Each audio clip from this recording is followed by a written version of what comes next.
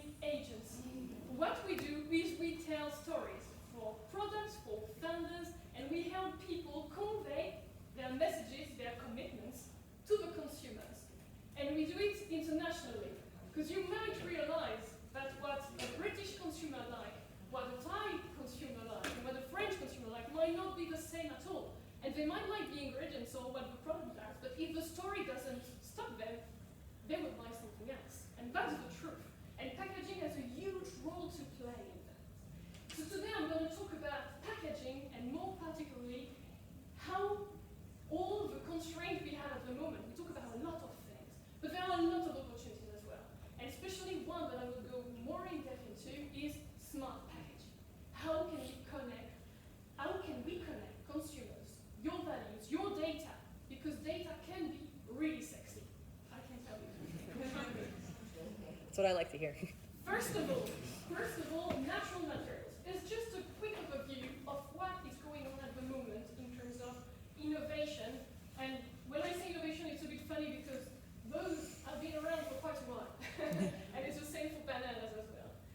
But anyway, there's a few examples of how you can use natural materials like fungi, for an example. Here is an example for perfume. But just this material is a story in itself. Hermes has used it as well for leather. I know Stella McCartney has used it as well in the past. So you have this way. This company is local, by the way. It's in New Aquitaine as well. And when you talk with the founder of the company, he explains very well that there's not a single product that will look the same. Each one will be different. There will be a different texture that you will feel. So it's sensorial as well. And it's very interesting because you can tell many stories about how it is grown. What can you do with it? And what can you tell people about it? It's not just, you know this expression, put your money where your mouth is. And this goes into packaging as well.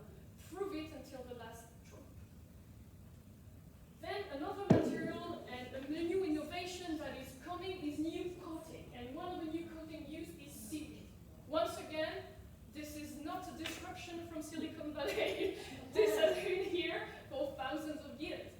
And this is now something that is used, as you can see in this example, to create better use, better packaging. And I would definitely see a QR code telling a story there, but I will get to that later on. You're not obliged to use it just purely as this is. You can go further. Less packaging doesn't need to equate less storytelling and less consumer engagement. And that's what I want to emphasize today.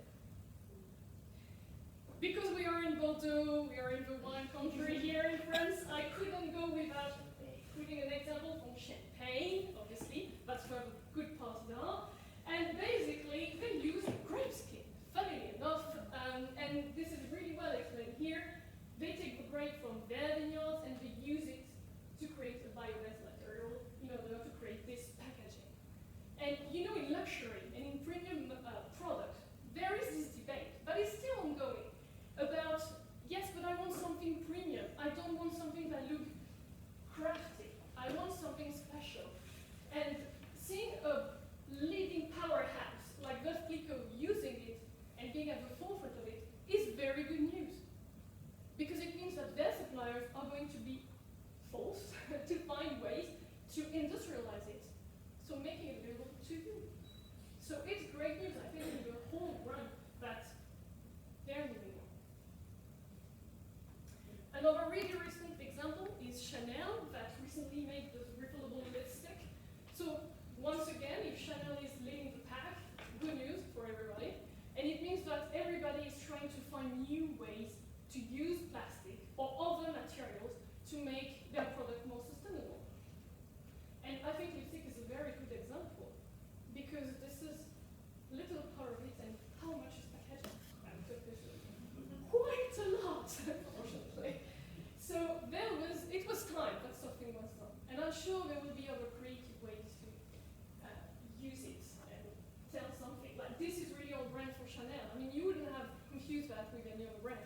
So I don't think there's this tension anymore between premium, your brand identity, and being sustainable. And that is also a very good news for today. So there are challenges, but there are good news too. Now want to go into another part. I work with a lot of brands, mainly in the wine spirits industry, but obviously in the cosmetic industry as well. And most of them in packaging have this issue. Like, we want to be greener, but how the hell do we do that? Where do we start? And many of them are trying to find tools for carbon balance calculation. Just start with the tool.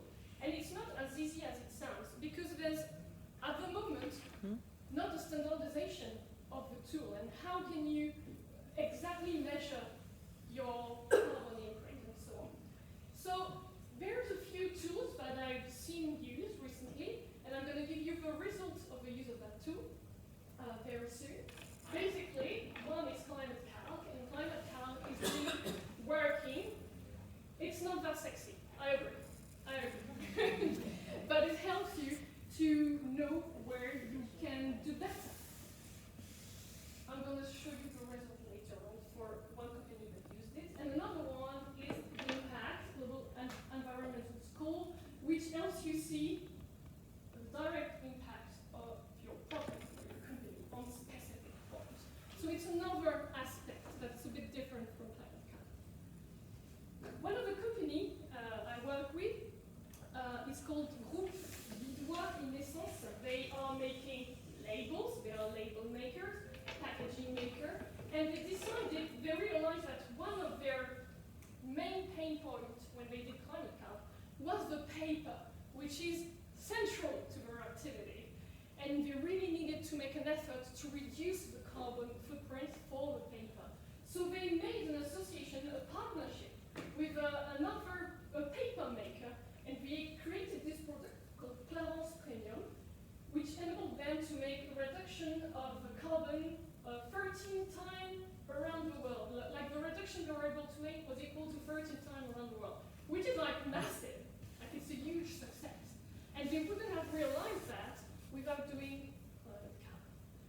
So this is not a big group, by the way. This is like a small, medium group.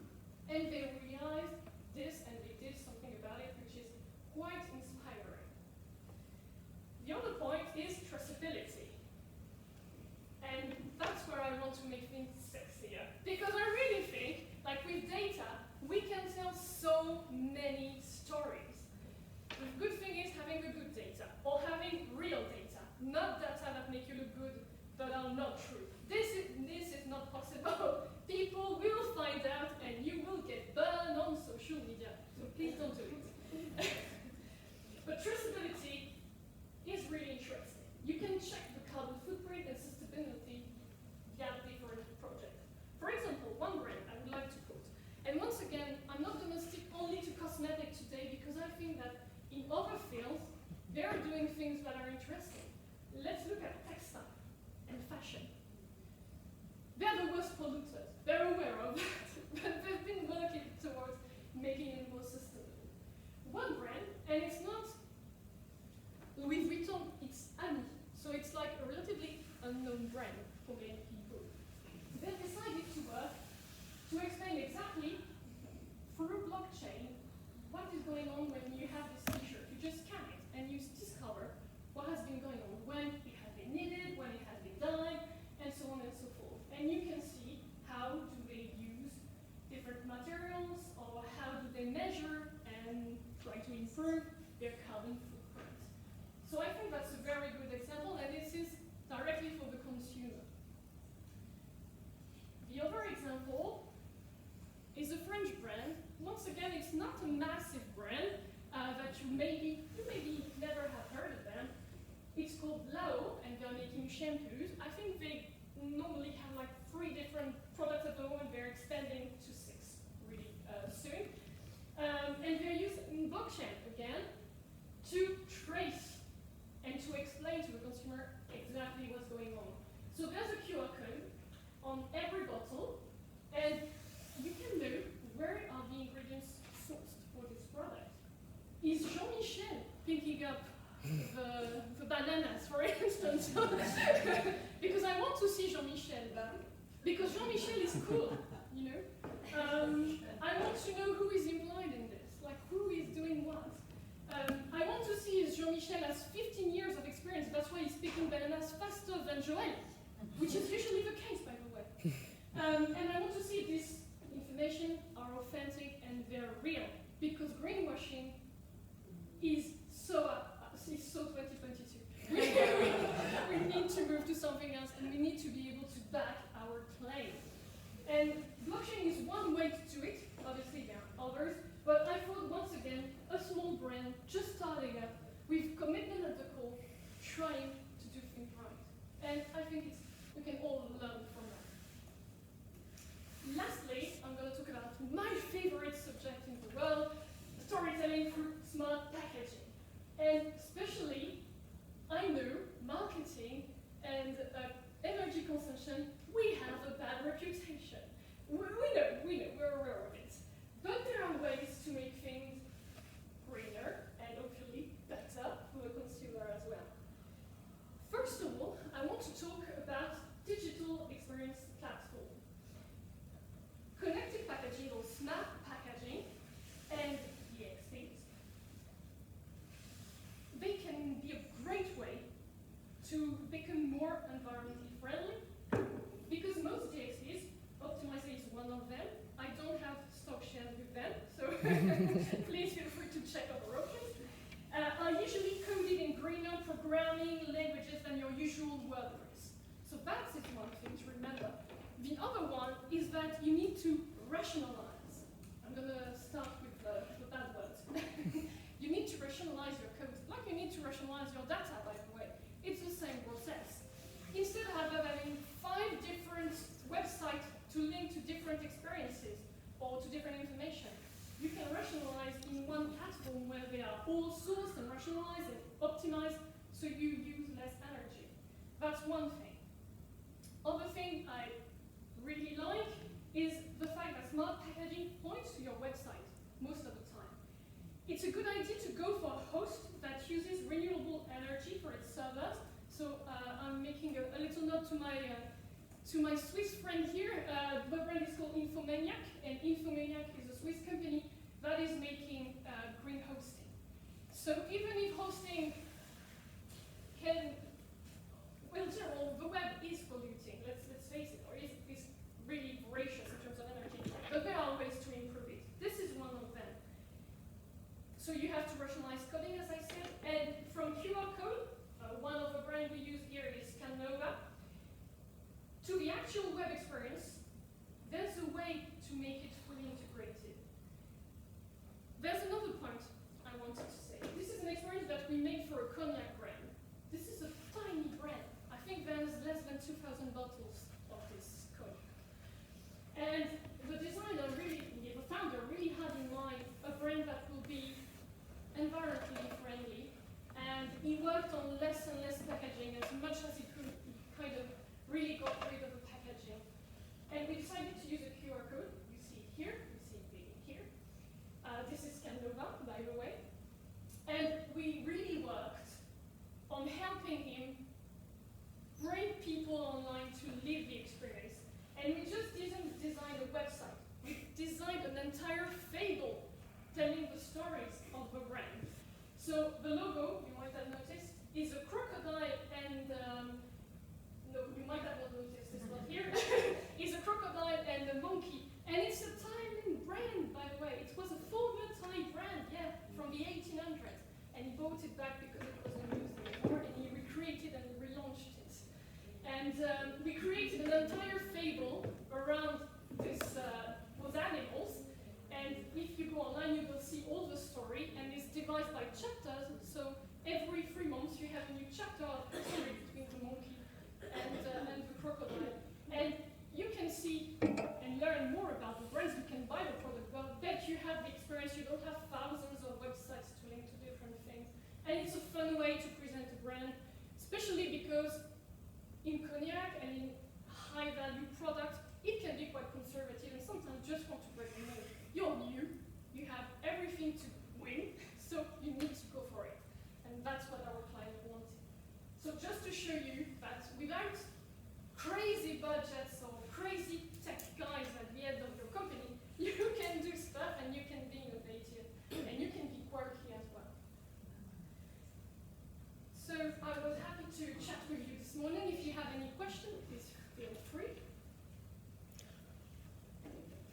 have a question. I have a Yes. few, as always.